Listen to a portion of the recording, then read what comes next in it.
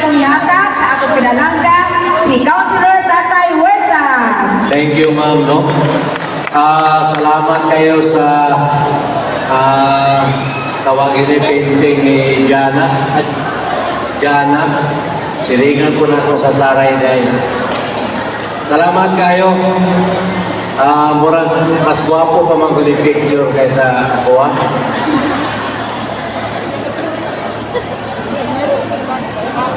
Mayong buntag kanatong tanan. Raginay man, mayong buntag kanatong tanan. Sa ato ang amahan sa atong siyudad, Mayor Frederick Siao, ang akong pagkahon sa atong PC Mayor, na si Dudong Alemanya, sa atong CSWD Head, si Kwan, na si Ma'am Evelyn Madrio, ay kaura, okay, sa atong representative ni Ma'am Evelyn Madrio, sa atong bisita o mga partners na willing mo serbisyo sa atong mga kaigsoonang PWD karong adlaw. Ang atong City Health Office, Philippine Statistics Authority, CSWD, CGSO, ang City Sports Office, kagipanguluhan ni Sir King Belmonte, anak sa atong pinanggang former Congressman Barb Belmonte, sa atong Kumilik Iligan, sa Iligan City Disaster Risk and Reduction Office, MSU IIT College of Health and Sciences through the efforts of Dr. Nora Sheila Kuyoga, and most especially sa akong amigo na old friend, samahan ng atuang Mindanao State University, Iligan Institute of Technology, Chancellor, Professor Alcide de Tocala, GDLLM. Sa akong kaubanan sa buhat niya sa konseho, si Atty. Bong Abragan, si Ramil Emborong, o kaguban pa, siguro manito sila karon, sa mga PWD chapters president. Nabatanan? PWD chapters president? Barangay Kagawad, mga barangay kapitan nga nakaroon din usa ka ng miyembro sa PWD dinhi sa atong syudad. Mayong adlaw kanatong tanan, kini para ni kaninyong tanan nga mga PWD sa atong syudad. Kada bulan sa Hulyo, gitagana ang atong nasudlong mga gamanan lukop sa tibok nasod na magselebrar kita sa tinuig nga panagtapok sa atong mga kaigsoonang miyembro sa PWD. Sa kini sa sektor kinahanglan yun ang atong pag-amuma. Dili lamang siya usa ka PWD, kundi isipin nato siya atong hunahunahon, ato sila itratar na miyembro sila sa atong komunidad, miyembro sila sa atong syudad, sa katawhan sa Iligan. Parihara na sa piso. Walay piso kung walay 5 centavos, walay 10 centavos, walay 25 pesos, 25 centavos. Dili mahimong piso kung wala kita. Kung walay piso, walay 5. Parihara ka na ito, walay mahimong Iligan. Komunidad sa Iligan kung wala kamo. Apil kamo sa atong grupo sa katawhan sa syudad sa Iligan. Isipin yung amahan sa komitiba sa PWD Malipayon ako magyatagan kita sa higayon nga magkatapok karong tuiga aron pag-celebrate sa NDPR Week. Mapasalamaton kita sa atong nasudnon pang gobyerno. Kailangan pong i-recognize ang atong sektor sumama sa atong local government unit headed by our Mayor Frederick Siao. Wala na siya nagduha pagsuporta sa atong activity karon. Gani ang atong administrasyon karon, dako ang paglantaw sa inyong mga sektor. Dili man sa ingon nga PWD ta, apan dako kamo sa kalabutan sa pag-abot sa tinuray nga pag-asenso sa atong syudad.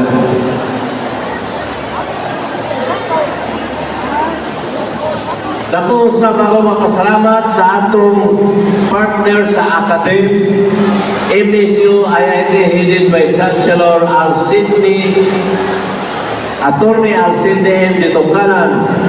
Sir, salamat kayo sa inyong pagpasulod din sa inyong manindot na gymnasium. For the first time in history, karon pagyutan ang celebrate sa NDPR Week sulod sa MSU IIT. Air condition pa. Atong pakpakan ang atuang nagdumana sa MSU IIT. Daghang kay salamat, sir.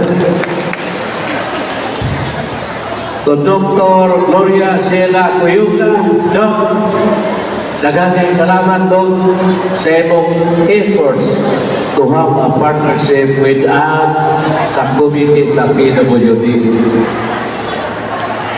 Sa mga kabarangay nato, nga dinhi, daghang kay salamat kaninyong tanan nga nagatiman sa atong mga PWD diha sa tagsa-tagsa ka mga kabarangayan, gikan sa mga chapter presidents, mga barangay kagawad, o sa atong mga kapitan nga andam gyud pirmi wala ka sa ilang naisakop nga PWD. Daghan kayong salamat. Lastly, wala lagi kasundan ng akong kalipay, nagipati, na nakita nako ang mga malimpayon. Malimpayon ba mo? Kung pasadya kayo nga itong pagsilibrar sa atong National Disability Rights. Panginaot ako nga may mo ta kining magmalamposo o pagmabungahon sa atong activity karong adlaw. Dili na mo kaya sa lokal na mga kabahanan kung wala mo mga katawhan na willing mo participate sa mga programa nato din sa gobyerno. Tabangi ninyo aron mas makapot yun nato ang tinuray sa pag-asenso sa minahan natong syudad sa Iligan. Osmond ko, daghang salamat o kanunay asenso Iligano. Gikan karon mga orasa ug hangtod niyang hapon udoyon ako kaninyo para pagselebrar sa atong NDPR Week. Ilailahon ka kamo tagsa-tagsaon ka mo doon para makahimatay kita Hinuglugay tayo. Ha? Hinuglugay. Sa ato pa, kaninyo, pasalamatan yun ako, no? Sa atong mga PWD o sa atong mga kabarangayan na nagpakabana ng ato ang NDPR. Salamat. May punta. Daghang salamat atong tatay Samuel Huertas.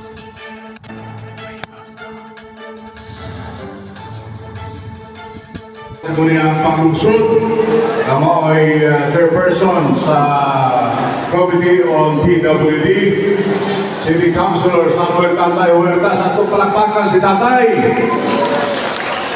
O yung mga staff, maptikon kayo, sila ang chansya. Sir Bimbim, no, o sa kinatibukan pa diha sa ato ang opisina ni Councilor Tatay Samuel Huertas.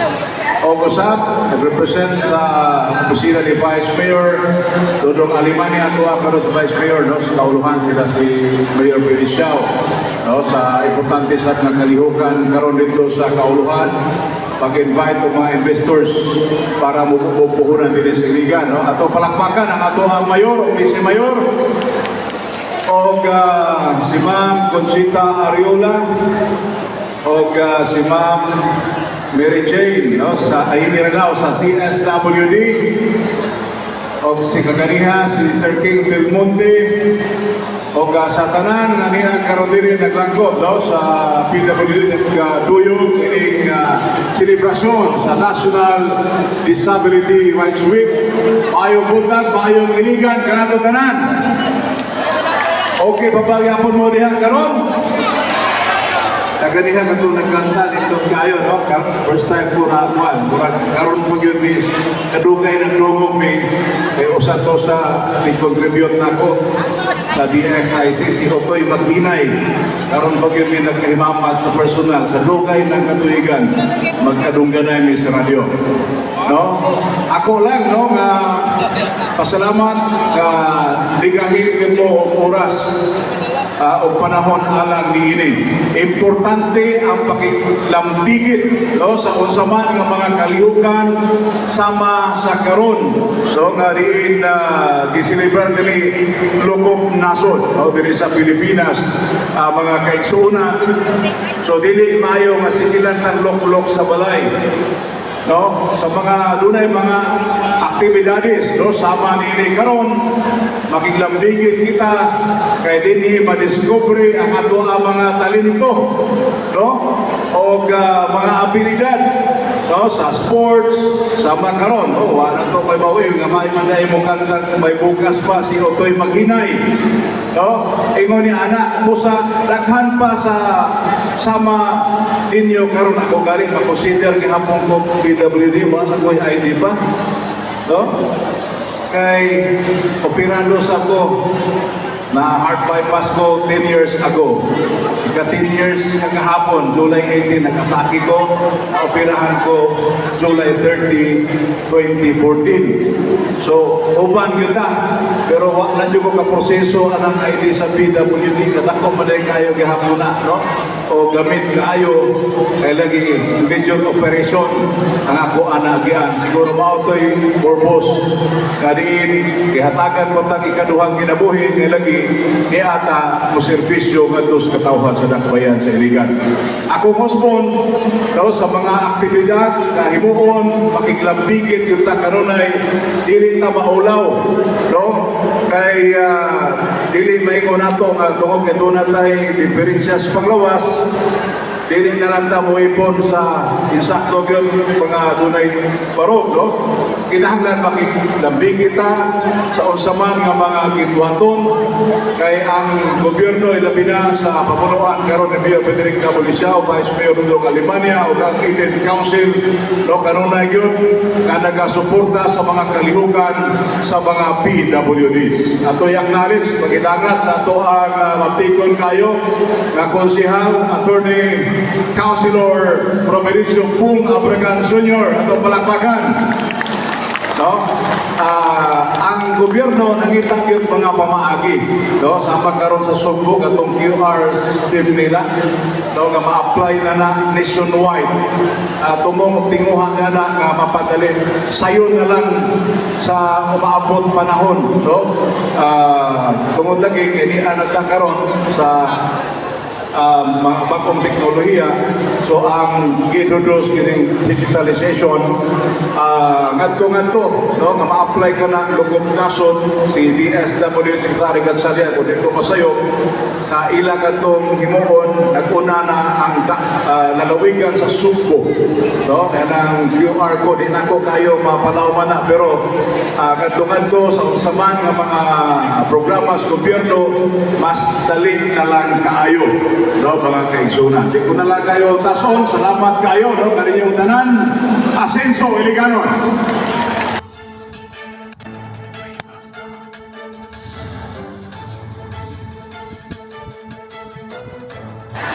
kanindot tanawon na puno sa atong mga mitambong karon diri nga mga special persons, no?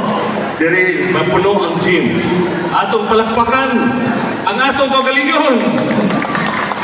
Itaw, di na ko magdugay. Ako din mukon akong storya. Katong mga miaging tuig, nakita nako nga ang budget sa barangay is organic sa syudad.